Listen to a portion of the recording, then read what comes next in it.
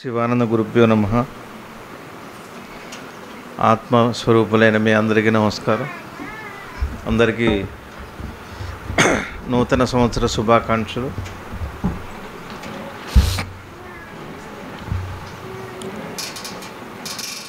ఉగాది అంటే కాలాన్ని ఉగాది అంటాం. ఈ కాలం అన్నది మా మనసే తయారు చేసింది. ఈ కాలంలో మంచి చెడు రెండు ఉంటాయి. ఒక చెట్టు అంతే పూత పూసింది అంటే మొత్తం పూత పింద కాదు, కొంత పూత రాలిపోతుంది. అది మందులు కొట్టినా ఎరువులు వేసినా ఆ తర్వాత కొంత పింద అవుతుంది. పిందంతా కూడా ఉండదు, పింద కూడా పోతుంది. ఏవో కొన్ని కాయలు మిగులుతాయి. ఆ కాయే పంట మనకి, అదే దిగుబడి అంటాం. మనందరం కూడా మార్పుని కోరుకుంటాం, అట్లనే మార్పును వద్దంటాం. పిల్లాడు పెరిగి పెద్దయి చదువుకొని బాగా ఉద్యోగం చేయాలని మార్పు కోరుకుంటాం. అట్లానే ఏదైనా జబ్బు వస్తే వద్దంటాం, ఏదైనా ఉద్యోగంలో మార్పు వస్తే వద్దంటాం. ఇవన్నీ మన కోరికలు. మార్పు సృష్టిలో సహజం. ఈ ఉగాది అన్నది ఈ సంవత్సరానికి శని రాజుగా ఉన్నట్టు. ఆయన ఈ శని అంటే కేవలం సకల భోగాల మధ్య ఉండి విరాగిగా ఉండటమే శని యొక్క లక్షణం. ఈ సంవత్సరం ఉద్యోగాలు రాని వాళ్ళకి ఉద్యోగాలు, చాలా కాలంగా ఆలస్యంగా ఉన్న వాళ్ళకి పనులు ఆలస్యం అవుతున్న వాళ్ళకి పెండింగ్ ఫైల్స్ అన్నీ క్లియర్ అవుతాయి శని రాజుగా ఉంటే. పాడి పంట అన్నీ అయితే బాగానే ఉంటాయి. శనిని ప్రార్థన చేసుకోవాలి. శని ఈశ్వరుడు అంటారు, శని ఈశ్వరుడు అని అంటారు. ఆయనకు అధిష్టాన దేవత ఈశ్వరుడు, కృష్ణ భక్తుడట శని. కాబట్టి శివుడికి అభిషేకం చేసుకోవటం, పిల్లల పేరుతో పెద్దవాళ్ళ పేరుతో ఆరోగ్యం కోసం, సంపద కోసం, శాంతి కోసం ఆ శనికి అభిషేకం చేయించుకొని శివుడికి అభిషేకం చేయించుకుంటే ఆయన ప్రీతి అయ్యి ఏదో సుఖమయంగా జీవితం వెళ్ళిపోతుంది. తర్వాత చెట్టు ఉంటుంది. చెట్టుకు కూడా యవ్వనం ఉంది, వృద్ధాప్యం ఉంది, మరణం ఉంది, దానికి ఉన్నాయి. మనందరం కూడా జీవితాన్ని ఈ సుఖం దుఃఖం రెండు కాలచక్రంలో వచ్చిపోతూనే ఉంటాయి. సుఖం వచ్చిన తర్వాత దుఃఖం వస్తుంది, దుఃఖం వచ్చిన తర్వాత సుఖం వస్తుంది. అమెరికాలో ఉద్యోగం వచ్చిందనుకోండి, సంతోషం. కానీ తల్లిదండ్రులను వదిలిపెడుతున్నామన్న దుఃఖం ఉంటే ఉంటుంది. తల్లిదండ్రుల మీద ప్రేమ ఉంటే ఉంటుంది, లేకపోతే అది పెద్ద దుఃఖం ఏం కాదు. కానీ అక్కడ పోయిన తర్వాత అక్కడ ఉండే ఉద్యోగంలో ఉండే దుఃఖాలు, ఏవో రకరకాల బాధలు, లేకపోతే భార్యకు అనారోగ్యం, పిల్లలకు అనారోగ్యం, ఏవో ఇబ్బందులు ఉండనే ఉంటాయి. కాబట్టి సుఖం శాశ్వతం కాదు, దుఃఖం శాశ్వతం కాదు, రెండు వచ్చిపోయేవే. ఈ సుఖం దుఃఖం ఉండగా మనం ఒకటే చూస్తాం. అయితే సుఖాన్న చూస్తాం, సంతోషాన్ని, లేకపోతే దుఃఖాన్న చూస్తాం. కానీ సుఖానికి దుఃఖానికి అతీతంగా ఉండి ఆనందాన్ని చూడటం. ఆనందం, సుఖం వేరు, సంతోషం వేరు, ఆనందం వేరు. ఆనందం అంటే ఎప్పుడు ఉండేది, అదే మార్పు లేని ఆనందం. మార్పు ఉండదు, ఎప్పుడు ఉంటుంది. ఈ ఆనందం అన్నది మన హృదయంలోనే ఈశ్వరుడు రూపంతో. నువ్వు ఈశ్వరుడికి మరో పేరు నువ్వు అంటే ఈశ్వరుడు అని అర్థం. శివుడే నువ్వు, నీ స్వరూపం పరమాత్మ స్వరూపమే. కాబట్టి మరి ఈ పరమాత్మ స్వరూపాన్ని మనం ఎట్లా కనుక్కోవాలి అంటే, కర్తృత్వం లేకుండా నేను చేస్తున్నాను, నేను చేయాలనే భావం పోతే లోపల ఉన్న పరమాత్మ మనకు కనపడతాడు. అది ఆనంద స్వరూపం, ఎప్పుడు ఆనందంగా ఉంటుంది. ఆ పైన ఇంకేం లేదు. శివేతర పదార్థం సృష్టిలో లేనే లేదు. శివుడు కాక ఇంకో పదార్థం లేనే లేదు. మొత్తం శివమయమే నీతో కలిపి. నువ్వు భగవత్ స్వరూపమే. అయితే మరి భగవత్ స్వరూపం అయితే ఏమైంది అంటే నేను దేహం, ఈ శరీరమే నేను, ఈ కీర్తి, సంపద, ఆస్తి, పిల్లలు, బంధాలు, మమకారాలు ఇవేం చేస్తున్నాయంటే ఆ లోపల వెలుగుని, పరమాత్మ వెలుగుని చూడకుండా చేస్తున్నాయి. కాబట్టి మన జీవనం అంతా కూడా సామాన్య జీవనం చేసేటట్టయితే, వినయంగా జీవనం చేసేటట్టయితే పరమాత్మకు దగ్గర అవుతాం రోజు రోజుకి. వినయం అనే మాటకు అర్థం ఏంటంటే పరమాత్మకు శరణాగతి చెందుతుంటే వినయం అంటే. ఇదంతా నువ్వే చేస్తున్నావు, నా జన్మను నువ్వే ఇచ్చావు, నా మరణాన్ని నువ్వే ఇస్తున్నావు. నువ్వు అనుకొని పుట్టలేదు నువ్వు ఇంట్లో. నీ ఇంటి పేరు, నీ పేరు, నీ వంశం పేరు, నీ కులం, నీ మతం అన్నీ కూడా నీ పుట్టుకతోనే ఏర్పడేది, నీ చేతుల్లో లేదు, భగవంతుడే ఏర్పాటు చేశాడు. అట్లా నీ ఏ క్షణాన్ని రాలిపోతావో, పుట్టినరోజుల్లోనే పోతాడో, పుట్టిన నెలల్లోనే పోతాడో, కొన్ని సంవత్సరాలు జీవిస్తాడో, 100 ఏళ్ళే ఉంటాడో, 104 ఏళ్ళు ఉంటాడో, వాడి చేతుల్లో లేదు. ఏది నీ చేతుల్లో లేదు. ఈ మధ్యలో ఉండే జీవితం, చావు పుట్టుకల మధ్య ఉండే జీవితం, ఉద్యోగం, వ్యాపారం, సంపద, ఆరోగ్యం, అది మాత్రం నీ చేతిలో ఉందా? నా చేతిలో ఉంది అని అనుకోవటం కర్తృత్వం. అట్ట దూరం అయిపోతాం మనం. అదే దేహాత్మ భావన అంటే. దేహాత్మ భావన అంటే ఇంకేం కాదు, నా చేతిలో ఉంది, నేను మార్చుకోగలను, నా జీవితాన్ని మార్చుకోగలను అని మనం అనుకుంటున్నాం. మన వైదిక జీవన సంప్రదాయం, మన వైదిక జీవనం చేసేటట్టయితే, ఒకప్పుడు పూర్వకాలంలో జీవనం అట్లా ఉండేది. సంపదకి విలువ లేదు. పరమాత్మ అనే నిధికి, త్యాగరాజుల వారు పాడినట్టు సన్నిధి గొప్పదా నిధి గొప్పదా అంటే నిధే గొప్పదే, నీ సన్నిధి గొప్పది నిధి కంటే అని అన్నారు ఆయన. అంటే అందరి దృష్టి పరమాత్మ మీద ఉండేది. ఎక్కువ దేహానికి విలువ ఇచ్చేవాళ్ళు కాదు. పిల్లాడికి సంవత్సరం ఉండగానే వాడి కోహ్లీగ్రాఫ్ కొట్టిస్తాడు తల్లిదండ్రులు. టైట్ ప్యాంట్లు వేస్తారు, జుట్టు విరబోస్తారు, పుట్టినరోజు పండుగలు అంటారు, లక్షలు ఖర్చు పెడతారు. ఎవడన్నా ఆకలితో అలమటిస్తుంటే వాడు మొహం కూడా చూడరు. ఇది మన జీవన విధానం, నేటి జీవన విధానం అంతా కూడా అనుకరణ. పిల్లలు బాగా గుర్తుపెట్టుకోవాలి, ఎవరిని అనుకరించకూడదు. సామాన్యమైన జీవనం చేయగలిగితే, మన హిందూ సాంప్రదాయంలో ఉండగలిగితే ఆనందం అన్నది మనకి నిరంతరం ఉంటుంది. ఇతరులను అనుకరించడం ద్వారా ఇవాళ ఇతరులను మనం అనుకరించి మనం ఇతరులుగానే మిగిలిపోతున్నాం. మనం నేనుగా ఉండట్లేదు. ఇతరులను అనుకరించటం, ఇతరులుగా మిగిలిపోవటం. నువ్వుగా ఉండట్లేదు. నువ్వుగా ఉండగలిగితే నువ్వు ఈశ్వరుడుగా ఉండగలుగుతావు. నువ్వుగా ఉండలేవు కాబట్టి నువ్వు ఈశ్వరుడుగా కూడా ఉండలేకపోతున్నావు. పరమాత్మ ఎక్కడో ఉన్నాడు, మనుష్య రూపంలోనే, సమస్త సృష్టి రూపంలో ఉన్నారు ఆయన పరమాత్మ. కాబట్టి సామాన్యమైన జీవనం, ఇతరులను అనుకరించకుండా సంప్రదాయంలో ఏముందో బట్టలు కట్టుకోవటం, శుభ్రమైన బట్టలు, చక్కగా పూల జడ వేసుకోవటం, మంచి బట్టలు కట్టుకోవటం, ఇది మన సంప్రదాయం. అట్లానే పెద్దవాళ్ళు ఎవరన్నా కనపడితే నమస్కారం చేయటం. అందరికీ శుభాకాంక్షలు చెప్పకూడదు. ఇప్పుడు అందరూ శుభాకాంక్షలు చెబుతున్నారు.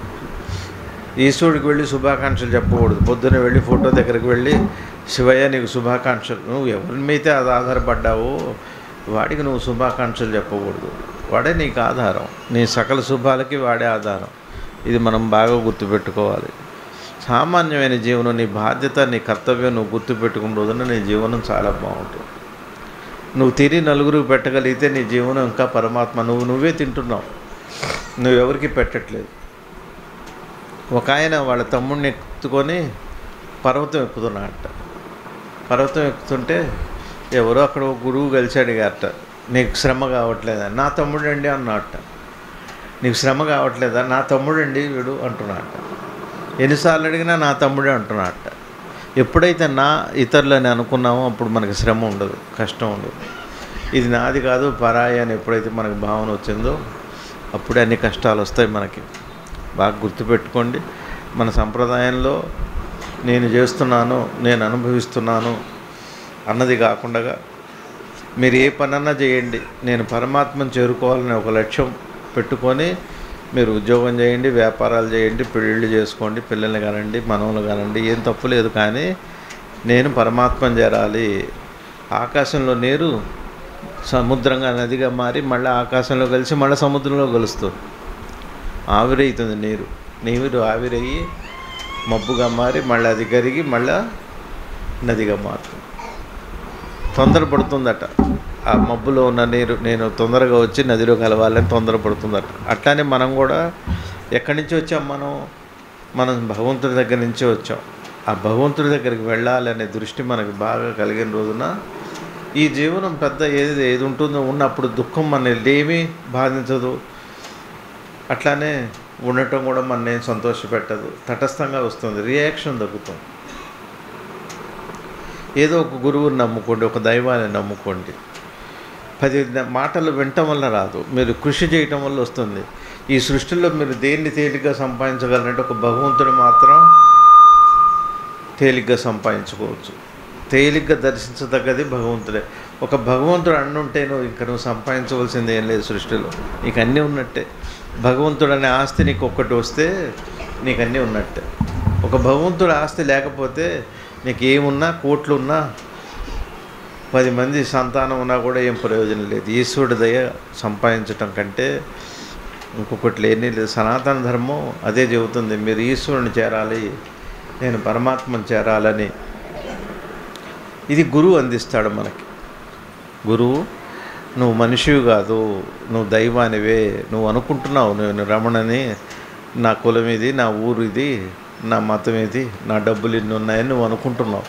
కాదు, నువ్వు పరమాత్మ స్వరూపానివే. సర్వేశ్వరుడు ఈశ్వరుడు శివుడు సకల ఐశ్వర్య సంపదలున్నా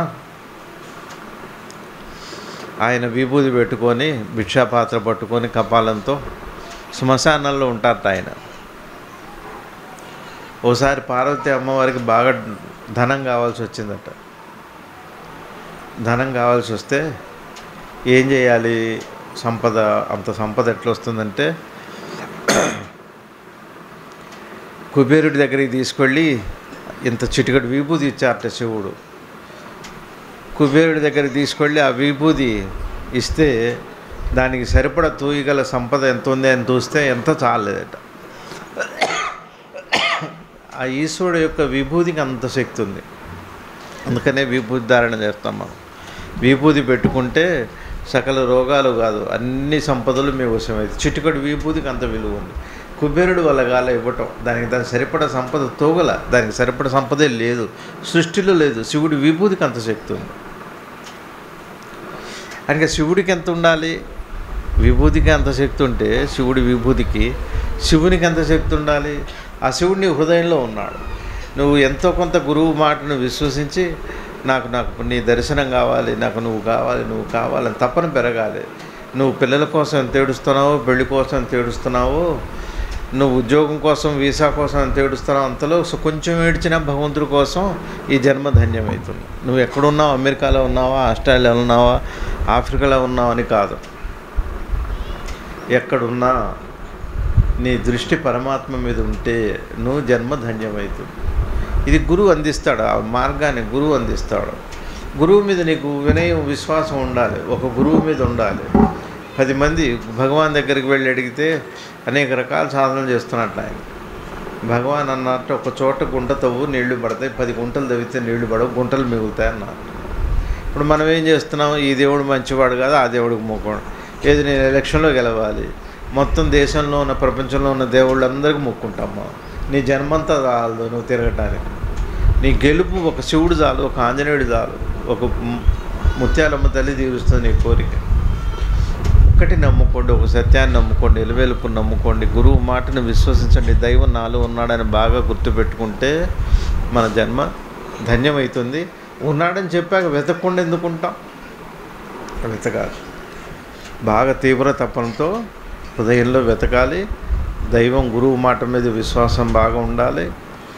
సరైన నడవడిక, జీవన విధానం బాగుండాలి. జీవన మాధుర్యం అంటారు. జీవనంలో పవిత్రత లేకపోతే నీకు పరమాత్మ కాదు, జీవనం కూడా నీకు సుఖాన్ని ఇవ్వదు. నీ పవిత్రత జీవనంలో ఉంటే అప్పుడు నీకు పరమాత్మ నీకు ధన్యత, జన్మ ధన్యత చేస్తాడు. మళ్ళీ ఈ భూమి మీదకి వచ్చే పని ఉండదు. మనకి భూమి మీద రావడానికి చాలా చాలా చాలా ప్రేమ, ఈ కష్టం ఈ సుఖం అనుభవించడానికి చాలా ప్రేమ ఉంటుంది. తెలియట్లేదు మనకి, ఎన్ని కష్టాలు వచ్చినా బాగానే ఉంది. ఇంకా ఈ సుఖపడాలి, ఏదో సుఖం నా ముందుంది, నేను వ్రతాలు చేస్తాను, పూజలు చేస్తాననే ఉంటాం. కానీ నాకు ఈ జన్మొద్దు. పూర్వం అట్లా కోరుకున్నారు, నాకు జన్మొద్దు, నేను జన్మ రాకుండా ఉండటానికి మాకేం చేయాలో చెప్పండి అని గురువులను ఆశ్రయించారు. ఒకప్పుడు ఆశ్రమాలకు వెళ్ళేవాళ్ళు, క్షేత్రాలు వెళ్ళేవాళ్ళు, వెళ్ళి ప్రార్థన చేసేవాళ్ళు, మాకు ఏదైనా మార్గం చెప్పండి, జన్మొద్దు స్వామి, మాకు జన్మరాహిత్యం, మాకు ముక్తిని ఇవ్వండి అని అడిగేవాళ్ళు. ఇప్పుడు ఎవరు అడగట్ల, ముక్తిని అడగట్ల. మా భుక్తి ఎట్లా ఏమిటి అని అడుగుతున్నారు. మాకు పిల్లలు లేరు, ఏంటి ఏ దేవుని పూజ చేస్తే కలుగుతారు, మాకు పెళ్ళి అవ్వట్లేదు, ఏం చేస్తే కలుగుతారు, అయితే మిమ్మల్ని నమ్ముతాం, లేకపోతే ఇంకోటి ఏదైనా నమ్ముకుంటాం మేము. మాకు బోళ్ళు ఉన్నారు, సమాజంలో బోడు మంది గురువులు ఉన్నారు, బోడు మంది వ్యక్తులు ఉన్నారు, బోడు ఉపన్యాసాలు ఉన్నాయి, బోడు పుస్తకాలు ఉన్నాయి. సత్యాన్ని హృదయంలో పెట్టుకొని నువ్వు 1,00,000 పుస్తకాలు చదివినా నీకు జ్ఞానం కించిత్ రాదు. బాగా గుర్తుపెట్టుకోండి, 1,00,000 మంది ఉపన్యాసాలు విన్నా జ్ఞానం రాదు. మీ హృదయంలోకి అత్యంత తేలికైంది. ఒక్కసారి నీ మనసుని ఖాళీ చేయగలిగితే, మనసు ఖాళీ చేయలేము. మన మనసు నిరంతరం ఇసుక గుంటలాగా పుడుతూనే ఉంటుంది. అనంతమైన కోరికలతో, అనంతమైన ఇష్టాలతో, ప్రేమలతో, ప్రతిస్పందనలతో, స్పందనలతో మన మనసు నిండిపోయింది. ఒక్క క్షణం మీరు మనసు అట్లా ఖాళీగా ఉంచి చూడండి, మీకేం కనపడతాడో? పరమాత్మ కనపడతాడు, వెంటనే కనపడతాడు. దానికేం వేల సంవత్సరాల తపస్సు అక్కర్లా. ఇప్పుడు ఇక్కడ ఉన్న వాళ్ళందరూ కూడా భగవంతుని చూస్తూనే ఉన్నారు, తెలుసా మీకు? మీకు తెలియట్లేదు, చూసేది ఎవరినో మీకు తెలియట్లేదు. మీ అందరూ ఇప్పుడు పరమాత్మను అనుభవిస్తూనే ఉన్నారు, కానీ మీకు తెలియదు ఆ విషయం. గుర్తుపట్టాలి. గుర్తుపట్టాలంటే మనసు ఖాళీ అవ్వాలి, కొద్దిసేపన్నా ఖాళీ అవ్వాలి. మన కోరికలన్నా ఇతరులని ఆకర్షించడానికి, ఇతరులని కీర్తి సంపాదించడానికి, డబ్బు సంపాదించడానికి, పేరు సంపాదించడానికి, ఇవన్నీ. ఇప్పుడు పిల్లలు మరీ అన్యాయంగా తయారయ్యారు. పిల్లలు బాగుండాలి, పిల్లలు సంప్రదాయంలో ఉంటేనే బాగుంటుంది. ఈ కొత్త తరాల పోడిక వెస్టర్నైజేషన్ బాగా వచ్చేసింది మన సమాజంలో. బాగా ప్రాక్ పద్ధతులు వదిలిపెట్టి పశ్చిమ దేశాలను అనుసరిస్తూ వాళ్ళు సంపదకి ఎక్కువ విలువ ఇచ్చారు. కుటుంబ వ్యవస్థ లేదు వాళ్ళకి, బంధుత్వాలు లేవు, బంధాలు లేవు. అట్లానే మన భారతదేశం కూడా అట్నే తయారైంది. ఈ మధ్య ఎవరో చెబుతున్నారు, ముసలాళ్ళకి పెన్షన్ ప్రకటించింది గవర్నమెంట్, 1000-2000. ఇప్పుడు అందరూ వెంట పడుతున్నారు, ముసలాళ్ళు మా దగ్గర ఉండండి అని. అంటే 1000 నొక్కేసి వాళ్ళని అట్నే ఉంచుదామని. అది వాళ్ళ పరిస్థితి. డబ్బు ఉంటే చాలు మనకి, మన అమ్మ మన నాన్న వాళ్ళకి అన్నం పెడదాం, వాళ్ళని బాగా చూసుకుందాం అని దృష్టి మనకి లేదు. బాగా గుర్తుపెట్టుకోండి, పిల్లలకి మంచి మాటలు చెప్పండి. పిల్లలు బాగా ఈ వయసు వాళ్ళంతా బాగుంటేనే పిల్లలు బాగుంటారు. వెంటే తల్లిదండ్రులు మంచి మాట చెప్పట్లేదు పిల్లలకి. నువ్వు చదువుకో, బాగా చదువుకో, బాగా సంపాదించుకో, అమెరికా వెళ్ళు, ఆఫ్రికా వెళ్ళు, ఇదే తప్పితే వేరే చింత లేనేది. డబ్బు డబ్బు డబ్బు డబ్బు, లేకపోతే పెద్దిల్లు, ఇదే గొడవ. ఒక ఇల్లు అయిపోయాక 4 ఇళ్ళు కొనుక్కోవటం, నగలు కొనుక్కోవటం, ఇంతేనా జీవితం? ₹1 నీ చేతితో దానం చేయవు, 10 లక్షల రూపాయలు వస్తాయి, 10 రూపాయలు దానం చేయలేవు నువ్వు. ఏం జీవితం ఇది? ఒక జీవితమా? శివుడు విభూతికి సరిపోతుంది సంపద అంతా, ఒక అణువు విభూతికి కూడా సరిపోదు. కాబట్టి పిల్లల దృష్టి మారాలి, పెద్దవాళ్ళ దృష్టి మారాలి. డబ్బు కోసం కాకుండా. అదే ఉగాది, ఎదురు చూడదు చెట్టు, కానీ పోతొస్తుంది, కాతొస్తుంది, పళ్ళిస్తుంది, మన కోసమే ఉన్నాయి చెట్టు. అట్టనే మన జీవితం కూడా పరమాత్మ కోసం ఉండాలి. కానీ నువ్వు పరమాత్మ కోసం జీవిస్తే నువ్వు పరాయి వాళ్ళ కోసం జీవించినట్టే. అంతకంటే పవిత్రమైన దృష్టి ఇంకోట్లేనే లేదు. కోరిక ఎంత తగ్గితే అంత భగవంతుడు మీరు అడుగు వేసినట్టే. 7 కొండలవాడ ఎక్కడున్నావయ్యా, ఎన్ని మెట్లు ఎక్కినా కానలేవయ్యా అని ఒక పాట ఒకటి ఉంది. ఎన్ని మెట్లు కాదు, మొదటి మెట్లోనే ఉన్నాడు వాడు. గిట్ల కానొస్తాడు కోరిక పెట్టుకొని వస్తే. నన్ను ఎమ్మెల్యేని చేస్తావా, నన్ను మినిస్టర్ని చేస్తావా, నన్ను సీఎం చేస్తావా, ఎవరికి ఓటేస్తారు, ఎవరికి ఎంత ఇస్తే వాళ్ళు ఓటేస్తారు, ఓట్లకు డబ్బులు ఇవ్వాలి. ఇది ఒక గొడవ. ఓటుకు 2000, 3000, 4000 తీసుకున్న తృప్తిలో ఆ డబ్బు అని మేలు చేయదండి, కీడు చేస్తుంది. ఓటుకి ఇంత తీసుకున్న వాళ్ళు ఎవరు బాగుండరు, అవుటే. ఓటుకు డబ్బు తీసుకున్న వాళ్ళంతా అవుటే. వాళ్ళకి మీరు పోసే ఓటుకి మంచి వ్యక్తికి చూసి ఓటేరా అంటే డబ్బులు తీసుకుంటాయండి. ఇద్దరి దగ్గర సమంగా తీసుకోవడం ఎవరికి వేస్తారో వాడికే తెలియదు. అది పాపం కాదా? నువ్వు ఒక్కడికి ఓటు వేసావంటే రెండో వాడిని నువ్వు మోసం చేసినట్టే కదా. అంటే నువ్వు మోసానికి పాల్పడుతున్నావు. 2000, 3000 దేనికి వస్తాయి? నీకు 6000 ఇంట్లోకి వస్తాయి. 60,000 రూపాయల జబ్బు రెడీగా ఉంటుంది ఇంట్లో. గుర్తు పెట్టుకోండి. మీకు ఒట్టికి వచ్చిన డబ్బు జబ్బే, అది జబ్బే. గురువుగారు అన్నారు, నీ డబ్బు కానప్పుడు అది జబ్బే అని అన్నారు. బాగా గుర్తుపెట్టుకోండి. మంచి సంప్రదాయంలో ఉండాలి. జీవనం సంప్రదాయంలో ఉండి బాగుంటేనే బాగుంటుంది. నా ఉద్దేశం ఏంటంటే ఈ కులం, ఈ మతం, ఈ వయస్సు అనే భేదం లేకుండా మీ హృదయంలో వెలుగుతున్న దేవుణ్ణి చూడాలని, భగవంతుని దర్శించాలని నా కోరిక. ఆ దృష్టితో ప్రయాణం చేయండి. ఈలోపు దేహంలో ఏం ప్రాప్తం ఉంటుందో జరిగితే జరగనివ్వండి. దానికి విలువ లేదు. విలువ ఇవ్వకండి. మీరు జీవితానికి విలువ ఇవ్వకండి. ఎంత వస్తే అంత, ఏం పర్లేదు. మంచి జరిగినా ఒడిపట్టండి, చెడు జరిగినా ఒడిపట్టండి. అది మీకు తెలియదు కూడా జరిగేది. మనందరం నిద్రపోతున్నాం, పోవట్లేదా? నిద్రపోతున్నాం. పక్కలో అటు ఇటు తిరుగుతుంటామా, తిరగమా? నువ్వు నిద్రలో ఎన్నిసార్లు తిరిగామంటే చెప్పగలుగుతావా?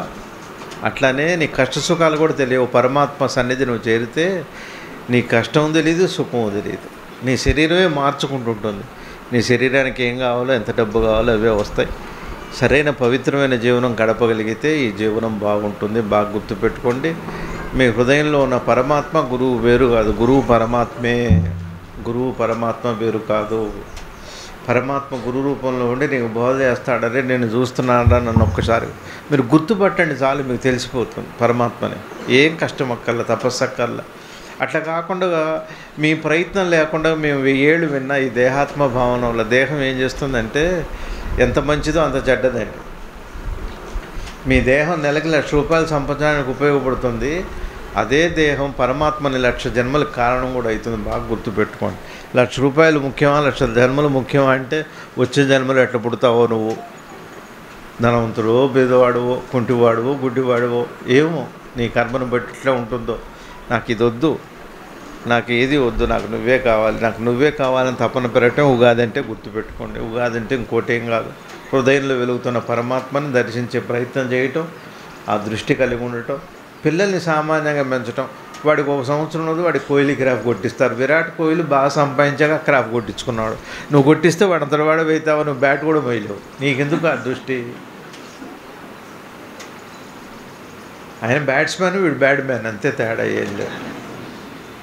పిల్లలకి కూడా ఫ్యాషన్ చూడటం ఏమిటి, వాళ్ళ ద్వారా కీర్తి సంపాదిస్తారా? నీ కొడుకు అట్లా జుట్టు ఉంటే. నా దగ్గరకు వచ్చే 10 మంది పిల్లల్లో 8 మంది అదే జుట్లు, అదే వ్యవహారం, అదే డ్రెస్సులు, అవే. ఏమిటి, ఎటు వెళ్తుంది ఈ కాలం? సరైన చింతన, సరైన దృష్టి, సరైన దృక్పథం ఏమీ లేని జీవనం. ఏం జీవనం అండి మన జీవనం? ఇంకా సంపాదిద్దాం, ఇంకా సంపాదిద్దాం, ఇంకా సంపాదిద్దాం. ఏం చేస్తావు? సంపాదించి అప్పచెప్పి వెళ్ళిపోతాం. ఏమీ లేదు ఈ సంపాదనలో. నీకు 1,00,000 ఎకరాలు ఉన్నా ఒకటే, చెట్టు భూమి లేకపోయినా ఒకటే, ఏమీ తేడా లేదు. నువ్వు పరమాత్మని ఆస్తిగా సంపాదించుకో, ఈ సృష్టి నీ వశం అవుతుంది. ఈ దృష్టిలో పెట్టుకొని బాగా మీరు తినండి. మన బల్చిపాడు ఊళ్ళో వాళ్ళు ఏదో రోజు ఇంత రూపాయి ఏదో చేస్తున్నారు, మంచి పనులు చేస్తున్నారు. నేను ఎవరికో సాయిబు గారికి కొనిపెట్టారు, ఆ డబ్బులు అనుకుంటా. వాడికి ఏదో మిషన్ కొనిపెట్టారు. ఆయనకి మంచిది కదా, ఆ పుణ్యం మీకు వస్తుంది కదా. మీరు మిషన్ కొనిపెట్టిన పుణ్యం ఓటుకు తీసుకొని డబ్బులతో పోతున్నాయి. ఇంకేముంది? మీరు తిరుమలగిరి నడిచి వెళ్ళారనుకోండి, ఓటుకు 2,000 తీసుకున్నారు అనుకోండి, పోయింది, అయిపోయింది. మాకు వద్దండి మీ డబ్బు, మాకు అక్కర్లేదు, మేము వేసేవాడు మేము వేస్తాం. పుణ్యం వస్తుంది. అప్పుడు జీవనం మారాలి, ధర్మం పెరగాలి, పిల్లల్ని సరైన మార్గంలో పెంచాలి, యూత్ బాగుండాలి. యూత్ ఈ లేటెస్ట్ ట్రెండ్స్లో ఉండకండి. ట్రెండ్స్ అట్లా ఉంటేనే పిల్లలు బాగుంటారు. నాకు సంతోషంగా ఉంటుంది, భగవంతుడు సంతోషపడతాడు. ఏదో జుట్టు విరపోసుకున్నంత మాత్రాన ఏం పెద్ద ప్రయోజనం ఏం లేదు. దయ్యంలాగా తయారవుతారు పెద్ద. అయితే అంతకంటే దయ్యాలు, భూతాసలు, పిశాచాలు అంతే, అంతకంటే ఉంది. కాబట్టి మీ అందరినీ నేను కోరుకునేది ఏంటంటే గురువు మాట మీద విశ్వాసం ఉంచండి. సద్గురువు మనకు గురువుగా లభించారు, మనందరు కనబడ్డారు, మనతో తిరిగారు, మనందరికీ ఆయన ఆశీస్సులు ఇచ్చారు. విగ్రహ రూపంలో ఇక్కడ ఉన్నారు. ఆయన బోధ కూడా సత్యాన్ని తెలుసుకొని సనాతన భారతీయ ధర్మంలో జీవించడమే మన యొక్క కర్తవ్యం. బాగా గుర్తుపెట్టుకొని అట్లా మీరందరూ ఆ విధంగా ఉండాలని కోరుకుంటూ, ఇప్పుడు మీ అందరికీ ఏం కావాలో, పెళ్ళిళ్ళు కావాలో, పిల్లలు కావాలో, ఏం కావాలో అవన్నీ అవ్వాలని మనస్ఫూర్తిగా భగవంతుని ప్రార్థన చేస్తూ మీరందరూ క్షేమంగా ఉండాలని శుభాకాంక్షలు చెబుతూ మీ అందరికీ నమస్కారం చేస్తూ, భోజనాలు రెడీ అయిపోయినాయి అనుకుంటా. భోజనాలు చేసి వెళ్ళండి, ఇంటికి వెళ్ళి మళ్ళీ తినండి, ఏం పెద్ద అభ్యంతరం ఏం లేదు.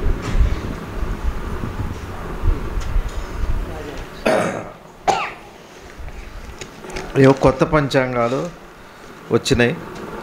మన రాతలు అట్టనే ఉంటాయి, పంచాంగాలు మారుతాయి, అంతే తేడా.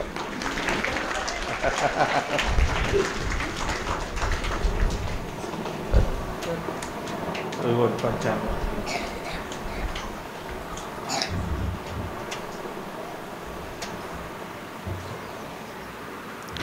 కాబట్టి చాలామంది సాధన సాధన సాధన, మేము సాధన చేయాలి, మేము జ్ఞానం సంపాదించాలి, మేము శివుని చూడాలి. ఉట్టి మాటలు అబద్ధం. సాధన చేత శివుడు కనపడ్డు, సాధన లేకపోతే కనపడతాడు ఆయన. సాధన చేసేవాడు ఉన్నంతకాలం శివుడు కనపడ్డు, ఆయనతో అదే గొడవ. ఏమీ చేయకుండా హాయిగా ఉండండి, చక్కగా సంతోషంగా ఉండండి, శివుడు మీకు దయతో చూపెడతాడు. మీ కర్మని ఇది తలరాత అని అనుకోవటం చేత కర్మ తీరదండి.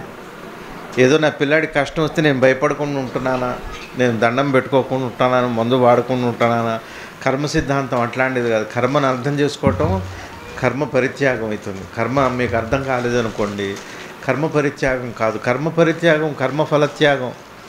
కర్మ ఫలత్యాగం ఏదైతుందో అది జ్ఞానమే, ఇంకేది కాదు.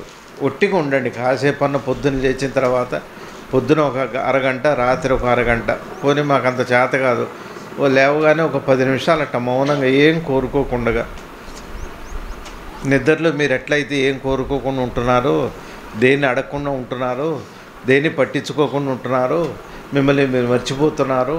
లేచిన తర్వాత మిమ్మల్ని మీరు 10 నిమిషాలు మర్చిపోగలిగితే మిమ్మల్ని శివుడు దయ చూపెడతాడు. చాలా తేలిక, భగవద్ దర్శనం చాలా తేలిక. ఈ సృష్టిలో చాలా తేలిక, అర్హతే లేదు, కర్మే అడ్డు రాదు. తమాషా అది. ఇప్పుడు మీరు ఈ క్షణం శివుని చూడాలని నిజంగా మీకు ఉందనుకోండి, మీకు ఈ క్షణం అవుతుంది, దర్శనం అవుతుంది. కానీ అమెరికా చూడాలంటే చూడలేరు మీరు. అమెరికా చూడాలంటే వీసా ఇవ్వాలి, వాళ్ళు గందరగోళం, గవర్నమెంట్ ఒప్పుకోవాలి, విమానం ఫ్లైట్ టికెట్ దొరకాలి, 14 గంటలు కష్టపడాలి, వెళ్ళాలి. భగవంతుని చూడటానికి మీరు ఒక్క అడుగు లోపలికి వేస్తే చాలు, ఒక్క అడుగు, 1 మిల్లీమీటర్ లోపలికి వేస్తే చాలు, మీకు శివుడు కనపడతాడు లోపల. తమాషా ఏంటంటే బయట ప్రపంచం ఉంది, లోపల ఈశ్వరుడు ఉన్నాడు. మీరు బయటికి చూసారా, ప్రపంచం కనపడుతుంది, ఆకర్షణ ఉంది, భేదం ఉంది, వైవిధ్యం ఉంది. మీరు లోపల చూసారా, మార్పు లేనిది, శాశ్వతమైంది, అనంతమైంది, నిర్గుణమైంది, నిర్విచారమైంది, నిష్కలంకమైంది, శాశ్వతమైన వస్తువు పరమాత్మ. అట్లా హాయిగా ఉంటాడు ఆయన లోపల పరమాత్మ. వాడిని చూద్దామని పుట్టాలి మనకి. అది పుట్టకపోతే ఎన్ని ఉగాదులైనా, వికారనామ సంవత్సరం అయినా, అది విళంబనామ సంవత్సరం అయినా, ఏ సంవత్సరం అయినా ఒకటే. ఈ వికారనామ సంవత్సరం అంటే వికారాలన్నీ పోయి మంచి జరగాలని కోరుకుందాం మనం. అన్ని వికారాలే స్వామి నాకు, ఆ వికారాలన్నీ పోవాలి, బాగా గుర్తుపెట్టుకోండి. సామాన్యమైన జీవనం, వినయమైన జీవనం చక్కగా సంపాదించుకుంటూ సత్యాన్ని తెలుసుకుందామని రోజు కొద్దిసేపు పొద్దునే లేవగానే మంచం దిక్కుకునిపోయి ఓం నమ శివాయ, ఓం నమ శివాయ 11 సార్లు చక్కగా ఆడవాళ్ళు, మగవాళ్ళు అందరూ, పిల్లలు జల్లలు, మాకు టైమే లేదండి అంటున్నారు. ఆయనకి టైం లేదు అంటే నువ్వు అన్న టైం మీద ఆధారపడి లేడని అర్థం. నువ్వు 1,00,000 సార్లు అన్నావా, 2,00,000 సార్లు అన్నావా, 1 కోటి సార్లు అన్నావా అని ఆయన చూడ్డు. ఒక్కసారి ఓం నమ శివాయ అని పొద్దున్నే లేవంగానే ఒక్కసారి శివస్మరణం, ఓం నమో నారాయణాయనో, ఏదో ఆంజనేయనో, లేకపోతే శివానంద గురుభ్యో నమః, ఒక్కసారి ఒక్క క్షణం మనస్ఫూర్తిగా మిమ్మల్ని మీరు మర్చిపోయి అనాలి. మిమ్మల్ని మీరు మర్చిపోయి అనాలి. పిల్లల్లాగా, చంటి పిల్లల్లాగా అనండి. మీకు సంపద మీ వశమవుతుంది. సంపద వశం కావాలని మాత్రం అనుకోకండి, అప్పుడు ఉన్న సంపద కూడా పోతుంది. ఎందుకు పోతుంది? ఉన్న సంపద ఈశ్వరుడు దూరం అవటమే సంపద పోవడం అంటే. మీ డబ్బులు ఎక్కడికి పోవు, మీ ఇల్లు అట్టనే ఉంటుంది, మీ నగలు అట్టనే ఉంటాయి, బట్టలు అట్టనే ఉంటాయి, ఇంకా పెరుగుతాయి కూడా. కానీ ఆయన దూరం అయిపోతాడు. వీడికి నాతో పని లేదులే, వాడికి డబ్బుతోనే పని, ఇద్దాంలే అంటాడు. ఏం చేసుకుంటాం, డబ్బు నగలు ఏం చేసుకుంటాం? మొన్న ఏదో చెబుతున్నారు, చికెన్ గున్యా వచ్చి 3 లక్షల రూపాయలు ఆస్తుందట. బాత్రూమ్ ముందు పడుకున్నారు స్థలం లేక గవర్నమెంట్ హాస్పిటల్లో. ఏం చేస్తారు? చికెన్ గున్యా వచ్చింది, మోకాళ్ళు చేతులు 2 పెట్టిపోయినాయి. డబ్బు ఏం చేస్తుంది? మా ఇంట్లో బ్యాంకులో నాకు 10 లక్షలు ఉన్నాయి, 10 లక్షలకి చికెన్ గున్యాకి ఏం సంబంధం? పైసా ఖర్చు లేకుండా వస్తుంది అది. అది పోవాలంటే చాలా ఖర్చు పెట్టాలి. 2 డబ్బే, ఖర్చులు పెట్టకుండా వస్తుంది, ఖర్చు పెట్టాక పోతుంది. మొత్తాన్ని నీకు క్షౌరం చేయడమే దాని ఉద్దేశం. చికెన్ గున్యా అంటే దునియాలో అట్లా ఉంది దాని లక్షణం. అది ఏ జబ్బు అయినా అంతే, ఎప్పుడు క్యాన్సర్ వస్తుందో తెలీదు. మనందరం అనుకుంటున్నాం ఇవాళ బాగున్నామని, రేపు క్యాన్సర్ రాదని గ్యారంటీ ఏంటి? ఏది వస్తుందో తెలియదు. నాకు క్యాన్సర్ వస్తుందో నాకేమవుతుందో నాకు నువ్వే కావాలి స్వామి. నాకు నేను తప్పితే నేను ఒక గురువు ఒక మాట బాగా గుర్తుపెట్టుకోండి. గురువు గారని మీరు ఎవరన్నా అనుకోండి, గురువుగారి దగ్గరికి వెళ్ళి శుభాకాంక్షలు చెప్పారు, చెప్పకండి, పాపం తగులుతుంది. శుభం నీకు ఇస్తుంటే నువ్వు శుభం చెప్పటువంటి వాడికి ఇవి చేయకూడదు. వినయం. ఫోన్ చేయగానే పిల్లలు బాగా గుర్తుపెట్టుకోండి, ఎవరికన్నా నమస్కారం చెప్పండి. ఇప్పుడు మీ కల్చర్లో, లేటెస్ట్ కల్చర్లో నమస్కారాలు లేవు. మార్నింగ్, గుడ్ మార్నింగ్ అసలు అది లేనే లేదు. గురువుగారు అంటారు, అట్లా కాదు, నమస్కారం అండి అని మాట్లాడాలి. ఎవరితో మాట్లాడండి, మీ అమ్మ కానీ మీ నాన్న కానీ. పిల్లలు ఎవరన్నా పిల్లలు నేర్చుకోవాలి. ఇప్పుడు పిల్లలు ఎవరు ఆ సంస్కారం లేదండి, నమస్కారం అనే మాటే లేదు. ఆ కల్చర్ రావాలి, దాంతోనే జీవనం మొదలవుతుంది. మొదటి స్టెప్ నీ వినయంతోనే నీ జీవనం మొదలవుతుంది. వినయంతో భగవంతుడు విధేయుడవుతాడు. వినయంతో లక్ష్మి విధేయత వస్తుంది. ఇవన్నీ దాంతోనే వస్తాయి. బాగా గుర్తుపెట్టుకోండి. అందరికీ శుభాకాంక్షలు. కడుపు నిండా భోజనం చేసి చక్కగా వెళ్ళండి, హాయిగా వెళ్ళండి, సంతోషంగా గడుపుకోండి. మీ అల్లుళ్ళు, కోడళ్ళు, కొడుకులు, మనవలు, మనవరాళ్ళతో ఆడుకోండి చక్కగా. కానీ ఈశ్వరుడితోనే ఉండండి. ఎవరితో ఆడుకున్నా, నా పిల్లలతో ఆడుకున్నా నేను ఈశ్వరుడితోనే ఈశ్వరుడు ఇచ్చాడని గుర్తుపెట్టుకోండి. ఈ జన్మ ధన్యం అవుతుంది. అందరికీ నమస్కారం, శుభాకాంక్షలు. Thank you.